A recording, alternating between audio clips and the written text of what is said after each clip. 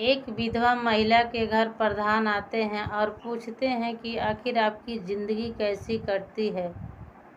इस बात को सुनने के बाद विधवा महिला जो होती है वो फूट फूट कर रोने लगती है। तभी प्रधान जी कहते हैं कि आखिर चुप रहो, मैं तुम्हारा मजबूरी बूझता हूँ, क्योंकि प्रधान भी थे तो उसका भी पत्नी नहीं थी। तो प्रधान जी जानती थी कि हमारे पत्नी नहीं है तो हमारे ऐसा हाल है, तो इसका पति नहीं है तो कैसा हाल होगा। लेकिन उस लड़की को संतोष धराते हुए कहते हैं ठीक है, कोई बात नहीं है बेटी। दोस्तों, बहुत ही कहानी इमोशनल कहानी है। और दोस्तों, इस कहानी को सुनने से पहले आपसे एक रिक्वेस्ट है कि ज़्यादा से ज़्यादा लाइक करें और चैनल पर नए हैं तो चैनल को सब्सक्राइब करें, ताकि एक हाउसवाइफ का हौसला और बढ़ता रहे। हाउसवाइफ के हौसला के लिए एक लाइक अवश्य बनता है। दोस्तों, जो कहानी मैं बताने जा रही हूँ ये सच्ची कहानी रांची की कहानी है। इस कहानी में लड़का के नाम राजेश होता है और लड़की के नाम कविता होता है। राजेश जो होता है बाहर कमाता था, बाहर उसकी भारी एक्सीडेंट हो जाती है और वहीं पर उसकी मौत हो जाती है। कविता के अगल बगल के लोग ही उनको वहीं पर दफना देते हैं, अंतिम संस्कार कर देते हैं, घर पर नहीं लाते हैं। कविता तो एक दुख से भरी होती है, लेकिन इसी समय इसके ससुराल वाले भी कहने लगते हैं। तभी कविता की एक लड़की जो होती है वो 5 साल की लड़की होती है। तभी कविता के ससुराल वाले कहने लगते हैं कि आखिर तुम अब रहोगी कहाँ, मेरा बेटा मर गया, अब तुम हमारे घर से जाओ। उसी दुख में जब कविता अपने मायके जाती है तो मायके वाले भी यही बात कहते हैं, क्योंकि मायके में उनके पिता नहीं थे और माँ को सहारा आप तो जानते ही हैं कि कितना होता है। बिना पति का पत्नी के सहारा कोई नहीं होता है, जो उनके माँ के साथ हुआ था। माँ को तो कलेजा फट रहा था बेटी के दुख देखकर, लेकिन उसके भाई और जो भौजाई होती है वो कहने लगती हैं कि जब आपकी शादी हो गई तो हमारे घर से आपकी रिश्ता ख़त्म हो गई, अब तुझे जहाँ जाना है वहाँ जाओ। इस बात को कविता सुनती है तो बहुत ही दिल में दुख सताते हुए अपने मुंह को बंद करके वहाँ से भी चली आती है। जब वहाँ से आती है तो फिर से अपने ससुराल वाले के घर जाती है और कहने लगती है कि एक छोटा सा कमरा मुझे दे दो, मैं उसी रूम में रहकर अपनी बेटी की परवरिश करूँगी। लेकिन उसके ससुराल वाले कुछ लोग ऐसे होते हैं, उसको घर से इनकार कर देते हैं। कुछ दूरी पर थोड़ा सा ज़मीन दे देते हैं और कहते हैं इतना ही में रहना है, इतना से ज़्यादा खोजेगी तो तुझे यहाँ से मार कर भगा देंगे। लेकिन कविता जो होती है बहुत ही सरल स्वभाव और ईमानदार लड़की होती है। अपने पति को याद सताते हुए वो एक वचन की कसम खाती है कि मैं अपने जीऊँगी अपने पति के नाम पर और मरूँगी अपने पति के नाम पर, लेकिन दूसरा कदम नहीं उठाती है। लेकिन दोस्तों, आखिर उसके साथ क्या होता है कि दूसरा कदम उठाना पड़ता है एक लड़की के लिए। दोस्तों, तभी कुछ लोग बताते हैं कि प्रधान के पास जाओगी तो तुम्हारे समस्या के समाधान हो जाएगा। लड़की प्रधान के पास जाती है और अपना सारी दुख बताती है। दुख बताने के बाद प्रधान जी सुनते हैं और उसके सोच में पड़ जाते हैं। कहते हैं ठीक है बिटिया, मैं दूसरे दिन तुमसे मिलूं। दूसरे दिन प्रधान कविता के घर आते हैं और पूछते हैं कि आखिर तुम जीती कैसी हो। लड़की कहती है कि वैसे ही मैं जीती हूँ और एक मेरी लड़की है उसको देख रेख करती हूँ और इसी झोंपड़ी में रहती हूँ और रहकर अपना गुजारा करती हूँ। तभी प्रधान जी कहते हैं क्या तुम अपने मायके गई तो कोई सहारा नहीं हुआ। मायके की सारी कहानी लड़की बताती है और कहने लगती है कि मायके वाले भी कहते हैं कि जब तुम्हारा शादी हो गया तो तुम्हारा यहाँ से हक ख़त्म हो गया, तुम जाओ जहाँ जाओ, तेरी मर्जी। इस बात को जब प्रधान जी सुन लेते हैं तो फिर से कहते हैं कि क्या तुम्हारे ससुराल वाले भी कुछ नहीं सपोर्ट किए? तो बोलती है कुछ नहीं, वो भी तो यही कह रहे हैं कि अब तुम्हें जहाँ जाना है वहाँ जाओ, मेरा तो बेटा ख़त्म हो गया। लेकिन दोस्तों, वहाँ से जब प्रधान जी जाने लगते हैं तो कविता होती है तो कहने लगती है कि प्रधान जी बैठिए, एक कप चाय तो पी लीजिए। जब प्रधान जी इस बात को सुनते हैं तो उस बेचारी लड़की के बात सुनकर एक कप चाय पी लेते हैं। जब चाय पी लेते हैं तो उसको 500 रुपया देते हैं तो वो लड़की कहती है कि नहीं नहीं, आज आप 500 दे देंगे, कल कौन देगा?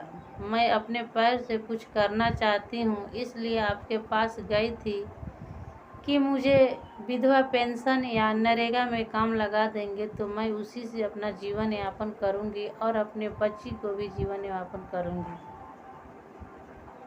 इस बात को जब प्रधान जी सुनते हैं तो सुनने के बाद उसके ससुर के पास जाते हैं। जब उसके ससुर के पास जाते हैं तो पूछते हैं कि आखिर आपकी बहू कहाँ है?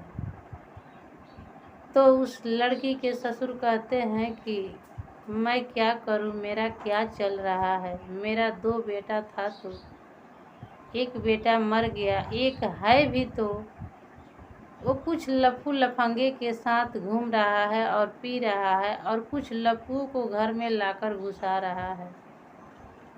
इसी घर में वो रहती थी, लेकिन एक दिन कुछ लफुओं को बुलाकर उसके पास वो भेज दिया तो वो अपना इज्जत बचाने के लिए कहती है कि मैं इस घर में नहीं रहूँगी,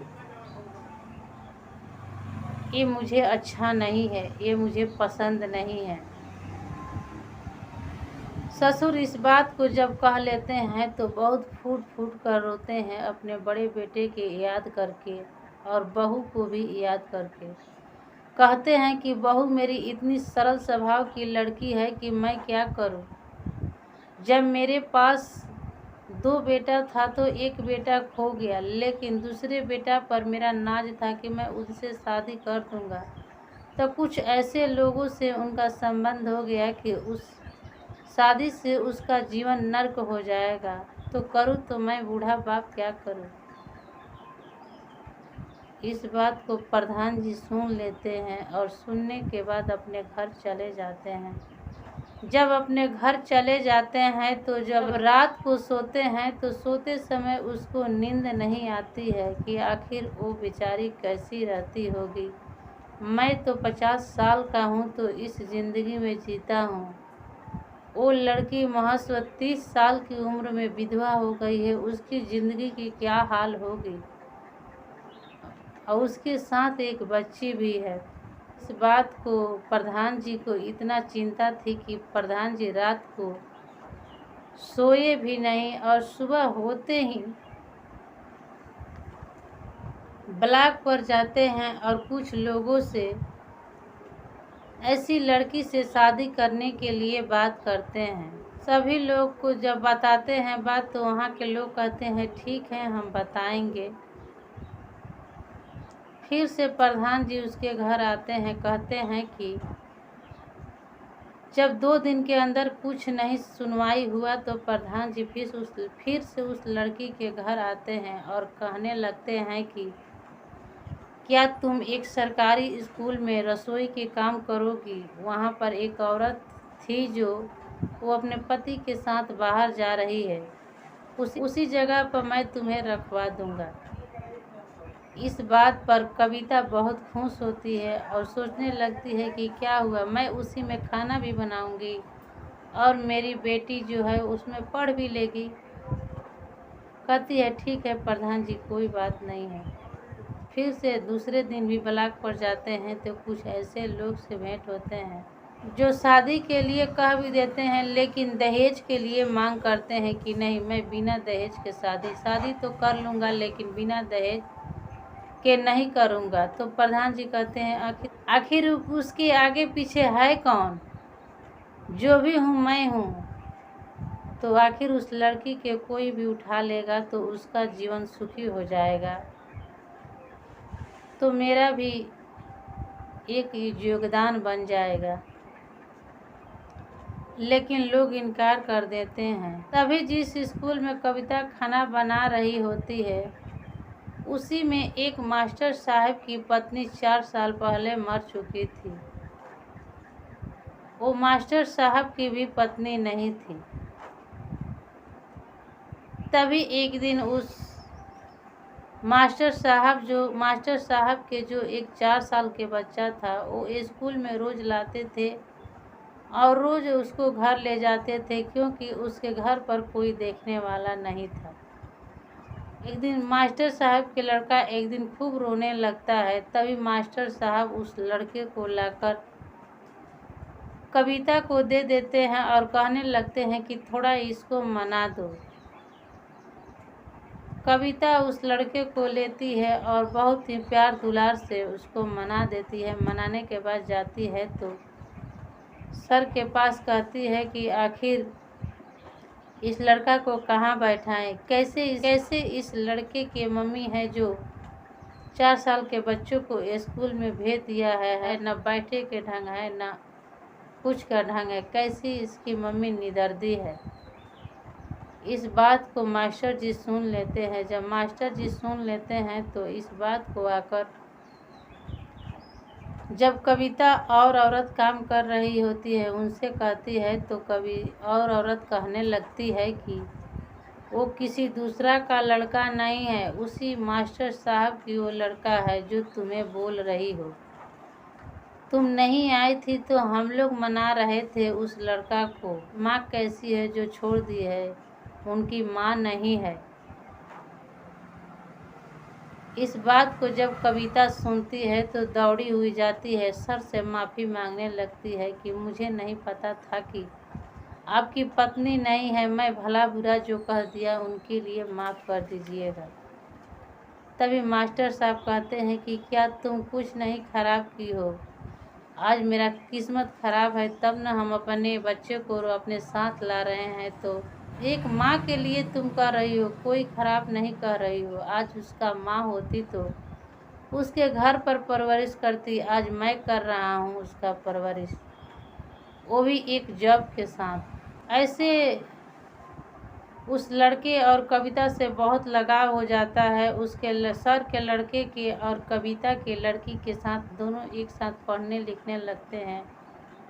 और जब महज 2-3 महीना बीत जाता है, 2-3 महीना बीतने के बाद मास्टर साहब प्रधान जी के घर जाते हैं और कहने लगते हैं कि जितने तुम कविता के बारे में तारीफ कर रहे थे उससे भी अच्छा कविता है, हो सके तो तुम मुझसे उससे शादी करा देते तो बहुत अच्छा होता। मेरे घर में एक परवरिश करने वाला एक परिवार हो जाता। इस बात को प्रधान जी सुनते हैं तो बहुत मन ही मन खुश होते हैं कि चलो आज कविता की जिंदगी संवर जाएगी, जो मैंने सोचा था वो पूरा हो गया। प्रधान जी कहते हैं ठीक है सर जी, कोई बात नहीं है, चलिए मैं बात करके बताऊंगा। अगले दिन प्रधान जी कविता के घर जाते हैं और कहने लगते हैं कि आखिर कविता तुम कैसे ज़िंदगी काट रही हो। इस बात पर कविता कहती है जैसे आप काटते हैं वैसे मैं भी काटती हूँ। तभी प्रधान जी कहते हैं कि एक लड़की के भी बारे में सोचो और अपने बारे में भी सोचो। इस बात पर कविता कहती है कि करूँ तो क्या करूँ। तभी प्रधान जी कहते हैं कि क्या मैं एक ऐसे शख्स के शादी कराऊंगा तो तुम शादी करोगी। तभी कविता कहने लगती है कि आखिर वो कौन है। तो प्रधान जी कहते हैं कि जो स्कूल के वो टीचर हैं जिनके लड़के को तुम मनाती हो, उसका भी पत्नी नहीं है, उन्हीं से मैं तुम्हारा शादी कराना चाहता हूँ। इस बात पर कविता पैर पर गिर जाती है और कहने लगती है कि क्या सर्विस वाला मुझे थोड़ी उठाएगा, एक विधवा औरत को। इस बात को प्रधान जी सुनते हुए उनके दोनों हाथ पकड़ते हैं और उठा देते हैं और कहने लगते हैं कि खुद सर चलकर मेरे कविता से मेरा शादी करा दो, तब मैं तुम्हारे पास आया हूँ। इस बात को कविता सुनती है तो स्वीकार कर लेती है और कविता और मास्टर साहब को प्रधान जी एक मंदिर में ले जाते हैं और 7 वचनों के साथ एक दूसरे के गले में माला डालकर शादी करा देते हैं। शादी कराने के बाद दोनों को खुशी खुशी वहाँ से आशीर्वाद देकर विदाई कर देते हैं। आखिर दोस्तों बताइए, जो प्रधान जी ने कदम उठाई क्या सही किया कि गलत किया? एक प्यारा सा कमेंट करके अवश्य बताएं।